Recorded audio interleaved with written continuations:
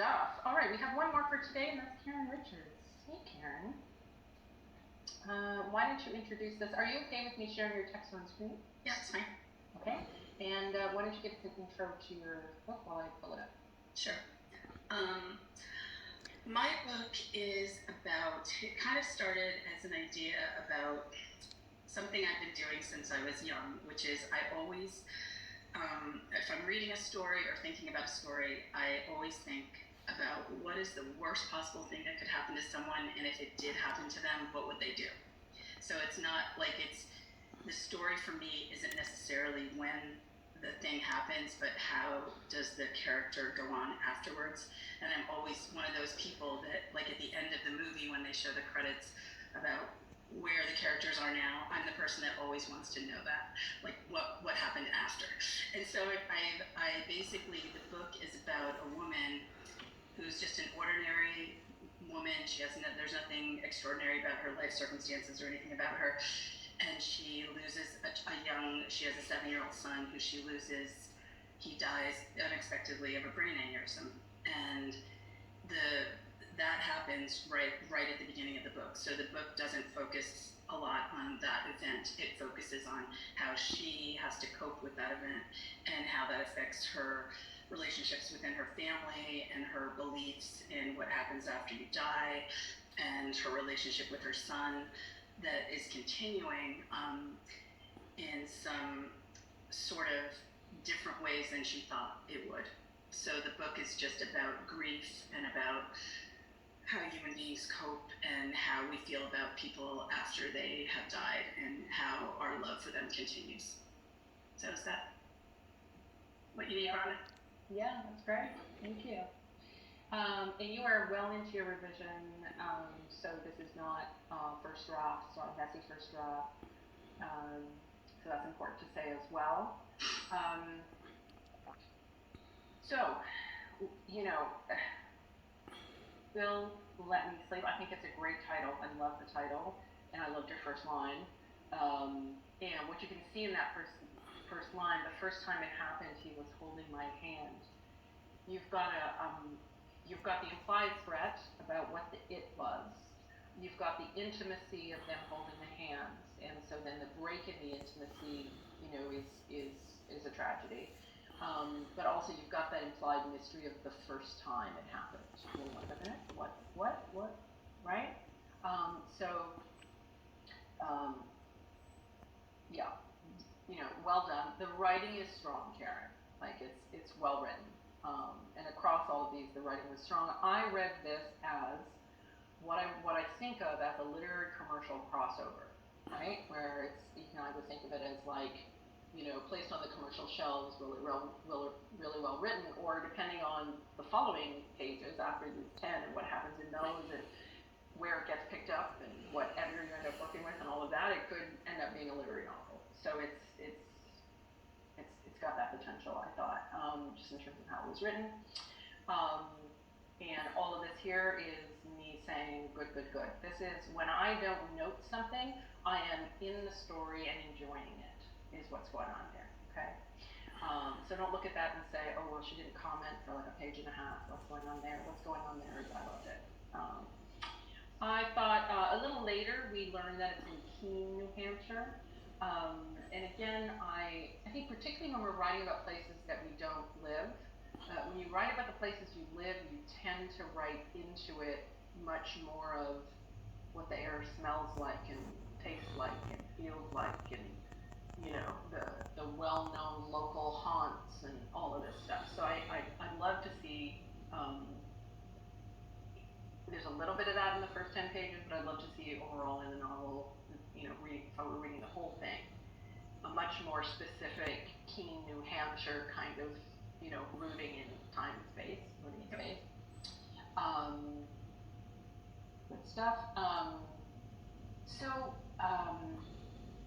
I was actually wondering about this bit here. So we get to, and we're on page 3 of 11. I actually wondered about a structure where that's the end of the first chapter. And you give it, just given enough of a pause, because it's such a, we can see a moment's coming, but it's not yet there. So what we have is this beautiful scene full of implied threat, and I kind of want you to leave me there in that moment with a bit more space, somehow, structurally. Didn't know if you were missing a word. That's just, a lot of these are picky little things, guys, just for when you get into editing. I know you're not necessarily editing yet. This is great. Like, it's all just good writing. This is your whole lot I love, and King. I didn't Google that to see if that was there. I think it was there. And her eating the crumbs one by one with her jewelry fingers. So good, right? So, this was good. I didn't have a thing here, right? This was a moment of what I think of as just a slight overwrite. I close my eyes again, the living will have to wait. If you end it there, I think it's stronger than saying the thing which is already implied in the first part. So just as you're editing, just watch for those little moments of overwrite where you're telling the reader how to interpret the thing you've already said, and we can back up and trust our reader to interpret for themselves, and they'll enjoy it more. All right, let me see if there's anything I've put in here that I don't have in my notes, otherwise I don't think so. Yeah, you broke my heart with this. This scene where she's dealing with his death is very well done in terms of how you break it up. So there's, she's in bed in the future, it's already happened, and she's reflecting, and then we're back there in the scene, and the scene is slowed down, for it all to happen, as she calls for emergency, the sensory details, as she's like getting through his pajamas, and, all of that, so good, and it was really, just palpably hard, to read, and,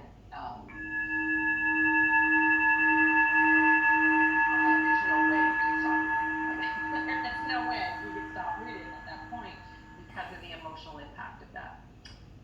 That I thought was also really well handled in that there's no extra sentiment, right? There's no it didn't feel manipulative. It felt like I was watching the scene unfold as you were telling it to me, but it didn't feel like you were, poking at me as a reader and wringing it. So as a result, it just had that much more power because you let it just be there on the page. So I thought that was really well done because it's hard to do. I don't know how hard you found that to do, but that's a hard scene to write, and you did it really well. Let me pull up my critique notes. Yeah. So, Karen, honestly, I didn't have a lot more. I think this is very close to done. I think it's pretty damn great. As you were doing your final edit, just a couple of checks about the overwriting. And again, I haven't read the rest. So having read the synopsis, it feels to me like it wasn't as much a synopsis as I would say like a short pitch summary. Yeah. So I don't have lots of detail. So what I read sounded like, yep, I agreed to the end of that. So as a result, I don't have much for you on the synopsis, but it felt to me like you were really close to done. Do you feel like you're close to done? Oh yeah, I think I have about 8 more scenes to write that I've mapped out. I just need to, for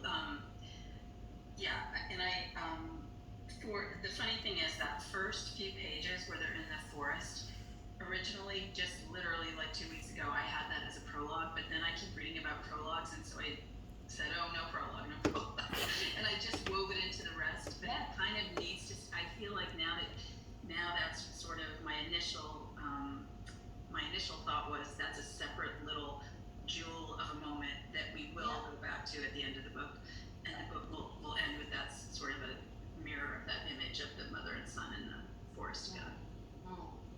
Okay. So I think it's possible to have something off the front as a short first chapter that we don't need prologue, and then it's, you know what I mean? We get the moment, we get the pause, we go on. Yeah. Thank you. I appreciate the feedback. I actually, in the book, a large portion, well, not a large portion, but a good large subplot in the book is that the mom ends up consulting with some psychic mediums to try to talk to her son or be in contact with him. And actually, it just so happens that I have a very close friend who is a medium, and she has agreed to be my beta reader, and she's also a writer. She's written a number of books about, she's also a hypnotherapist, and she's been practicing for years, and she's just a very sensitive, wonderful person, and she agreed to read. So I'm excited because I want it to be realistic, and I want to be very respectful of how mediums do their work. And it's not that I'm landing on one side or the other about whether, as an author, I believe it's true or not, but my character is invested in it, and I want to make sure that it doesn't sound, it's the same way if I was writing a book about a surgery, I would, in the parts of this book that are about the medical condition that her son had, I did the medical research, and my dad is a physician, and I talked to him about it just to make sure I'm describing it appropriately and all that kind of thing. So great. Yeah. I wanted to use yours, if you don't mind, because I know this isn't your first book, and you've studied writing before as well, Karen. And so I just wanted to flag for folks about the questions around formatting. So a few things to say. I can share more detail on that. Depending on the agent and or publisher that you talk to, they may have different requirements for formatting, but there are still standards. And so you can see here, she's got a header footer, I think it's a header, yep, header footer, and she's got her last name and the title. She's got the page numbers, and then this first line is not indented. The first line in her section is not indented, right? And then I'm just looking for the next section. You can see that next section, first line, is not indented. But the others are indented. It's not justified. It's just standard justification. It's a straight up serif font, Times New Roman, 12-point font. You can see every time, this is an important thing, every time someone is speaking, you keep the thing that they said and the thing that they did as they were speaking together, so that it's clear that the action belongs to the person, right? And then you can see how that works, right? So here we have haunted fingers I called out, and then this is all from the perspective of the person who said this. And then when the next person says something, their action stays with them. Does that make sense? Because I was seeing a few things where things were, on different lines or whatever. The action of the person who just spoken was on a different line than the thing they just said. That's not what you need to do. Yeah. So does that help? Now sometimes people put page numbers at the bottom. You can put them on the bottom. It's up to you. But also, depending on, again, the agent, the publishing house, and so on, there may be criteria. So you kind of start with a standard, and then depending on when you're doing your submissions, what your people want, you vary from your standard. Okay, cool. All right, so next week,